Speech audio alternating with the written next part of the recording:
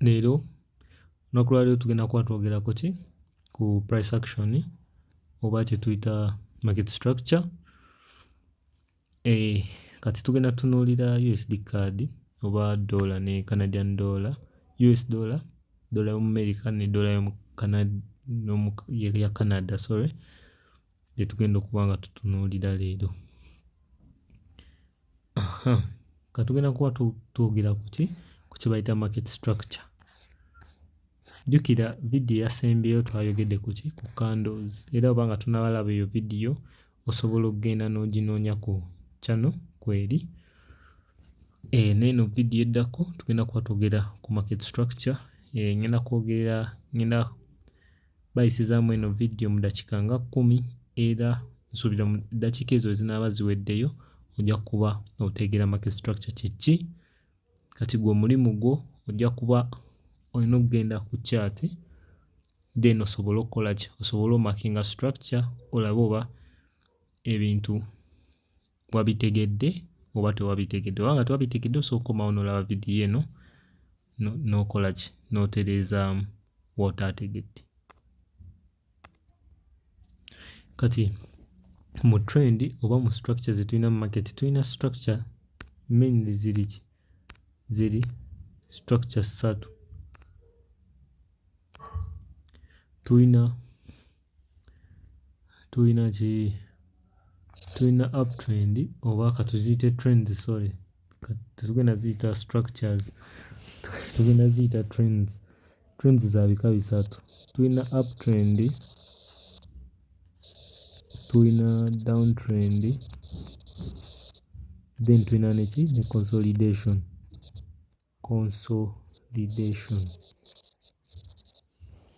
Zino ze ki esatu ze tulina, trends esatu ze tulina.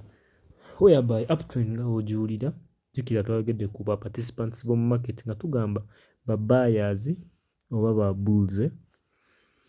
Kati uptrend eba efavoringa ki, ba buyers. Kati uptrend bw'osanga nga market eri mu ttambula market ng'eri mu ttambula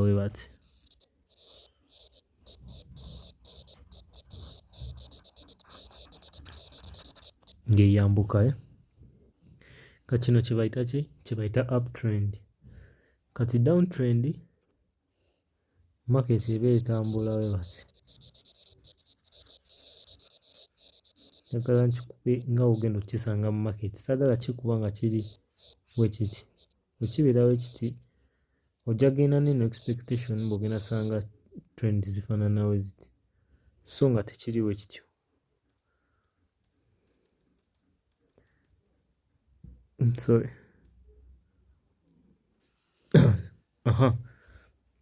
Kazi zino trend ebbiri ze tulina, tugenda soka twogere ku zino trends ebbiri. Ndowooza olaba direction gye zikwata. Uptrend twagambye ekola ki, eyambuka. Downtrend ekola ki, ekkirira.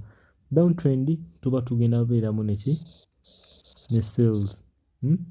Then mu uptrend tuba tufokasinga ku ki, ku buys.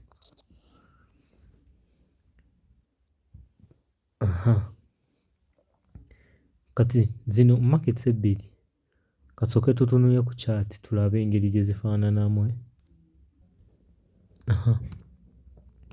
Kati wano nkufuniddeyo example ku ki, ku 2 hour time frame. Wano buli candle etwala 2 hours okulozinga.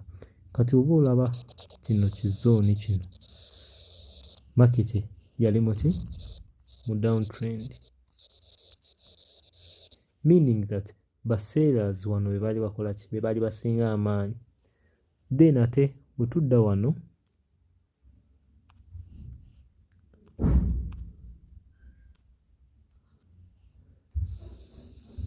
bw'otunuulira eno zone eri mu ki, eri mu uptrend. Meaning ba buyers be baali bakola ki, be baali basinga amaanyi. Kati ekika ekirala kye tubadde tunakwogerako, nkikunoonyeze wano, ye market ng'eri mu ki, mu consolidation. Market ng'eri mu consolidation eba tekola ki, terina direction.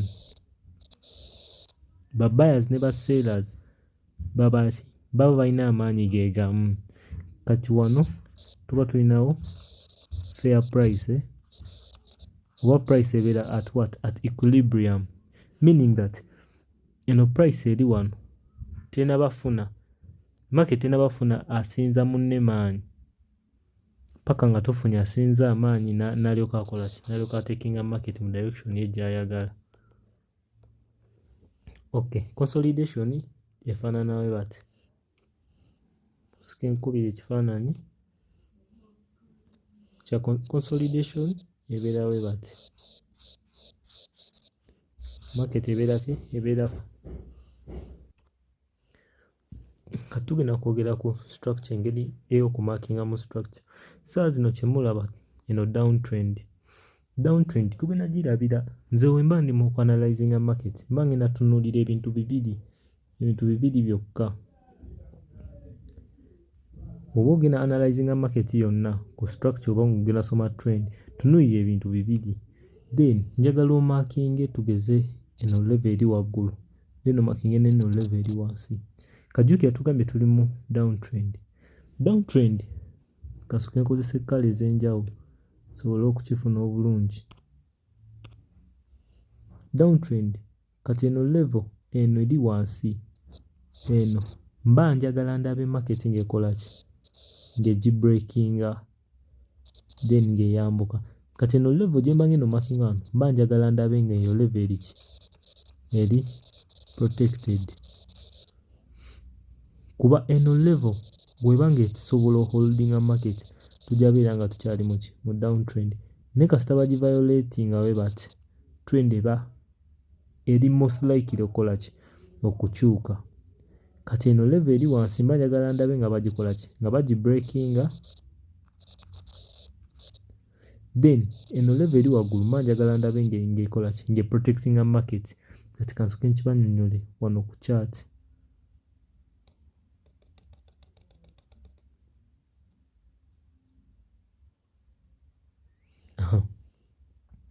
Kaze zino level zaffe ze tumarkinze eya waggulu n'eno eya wansi. Kati eno jjukira nagambye tuba twagala tulabe ki? Ng'ebeera ki? Ng'ebeera protected. Tuba twagala eno level ebeere ki? Protected. Then eno bagibreakinge. Kati okubreakinga kiki? Market okujja n'emenya ng'ekkirira n'eyisaamu eggaali tugeze n'emenya eno level n'egimenya n'ekkirira. Kati no kituukawo mba ngenda tunuulira level endala level ki eri waggulu gye balina oprotectinga. Kati attention mba ngenda giza ku ki? Ku eno level. Attention mba ngenda giza ku ki? Ku eno level. Eno level gye mba njagala olaba ng'ekola ki? Ng'eri protected. Then level ki gye njagala olaba nga bamenya? Eno yennyini. Then nga tufuna ki? Break of structure oba market nga breaking eyo level. Then attention era nga ntandika ogishiftinga njagala eno level ebeere ki? Protected. Saagala market egiyiseemu eggaali era market ejja ekulaga mbu eno level eri strong ya holdinga market. Then ne bakola ki? Ne babreakinga. Ne babreakinga eno level eri wansi. Kati nze bwe batyo bwe mba njagala okkiraba. Kati eno level gye tuba twagala olaba ng'eri protected then ng'eno eri wano bakola ki? Bagibreakinga. Kuba jjukira nagamba market etambula bwe bati. Etambula erina okussa esobola okukkirira n'eyambuka n'essa n'eyambuka n'essa. Kale wano eba ewummulamu buli lw'olaba nga market eretracinga kati tuyite mbu eri mu kuwummula. Kuba market egenda ttambula direct bwe bati tekijja kusoboka ekyo. Etambula ekola ki? Ecorrectinga move zaayo. Kati wano ze zino level z'oba olina otunuulira nga bwe nkikunnyonnyodde wali. Buli market we tugeze n'ekkirira ogenda tunuulira zino level oyagala olabe market ng'ebreakinga wano level eri wansi njagala ebreakinga then eri waggulu eri ki? Protected. Zino zonna eziri waggulu zirina obeera ki? Protected. Tolina oba okola analysis n'olaba nga market ya breakinze eno level eri eno waggulu ng'omanya ki trend eri most likely okyuka. Waliwo vidiyo ebinnyonnyola bino byonna nayo ngenda ziteekayo bbiri, eno egenda beera part 1 eri egenda beera part 2 nga yakuclarifyinga oba toti. Kati ku kya uptrend tugenda teeka focus ku level bbiri, level eno eri waggulu n'eno level eri wansi. Kati level eri waggulu jjukira uptrend yeetambula bwe bati, waliwo level gye tulina breakinga, then waliwo level eno beera ki protected, eno level gye tulina breakinga kuba market eraga eyo waggulu. Kati buli level ziri waggulu ze tulina breakinga, then zino eziri wansi zirina obeera ki protected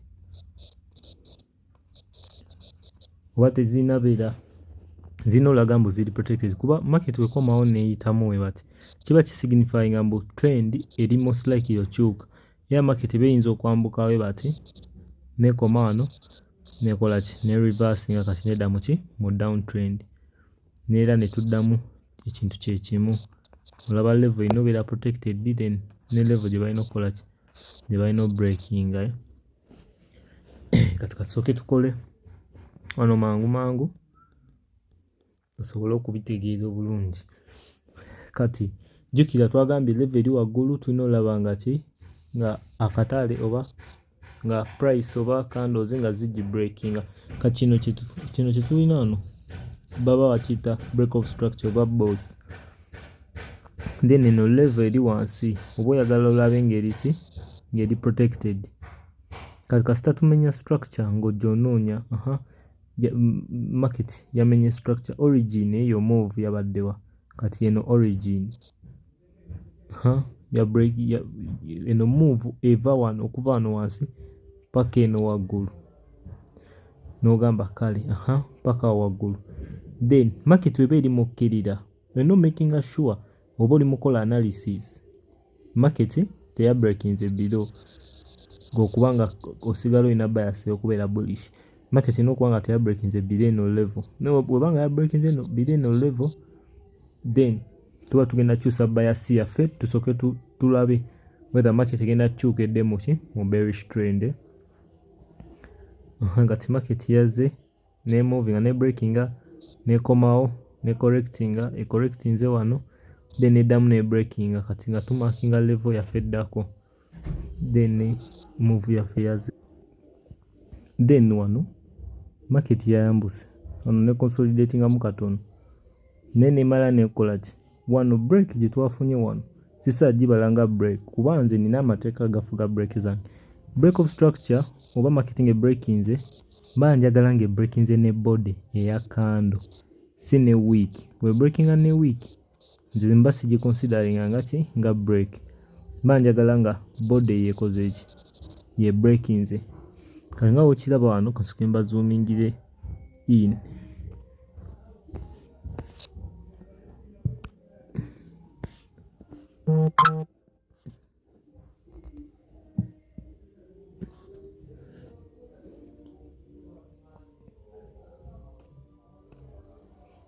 Kanga wekiraba wano break gye twabadde nayo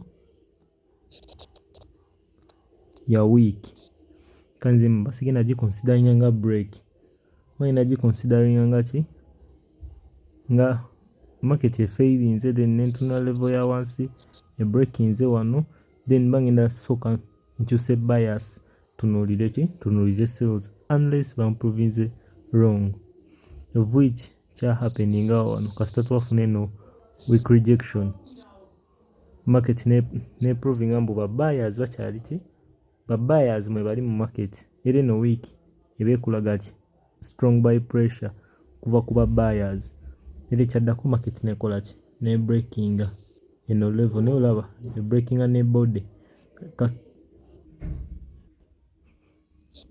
ya breakinga ne ki ya breakinga ne body then we breakinga eno move eva kuva wano paka wano yeyo impulsive move gye tulina, then tuba tugenda linda ki correction oba market okupulinga back.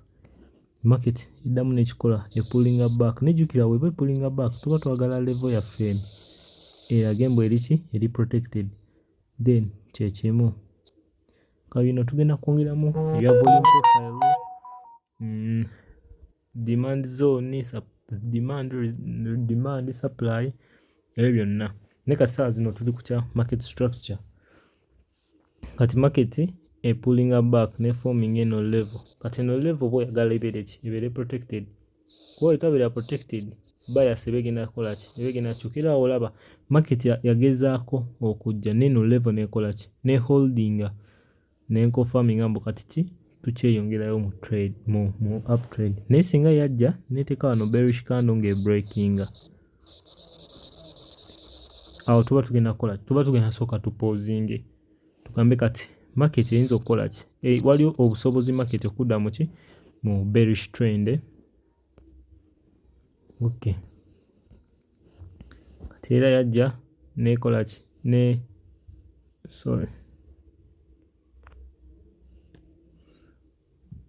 Era yajja market n'ekola ki?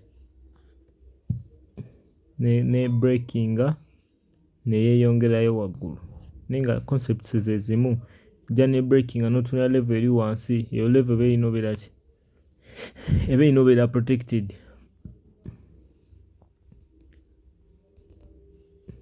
Concepts zisigala ze zimu paka. Kati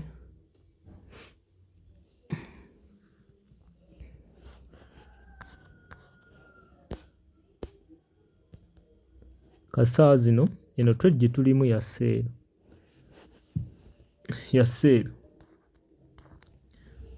Ne kati ebyo tugenda byogerako olulala. Kuba strategy tuli mu kozesa saawa zino mu eno trade, strategy ya volume profile. Kati ngenda sooka nkole video nga nnyonnyola market structure paka we tunaatuuka ku ki? Ku volume profile. Kuba bye byokka ebigenda obeera ku eno channel.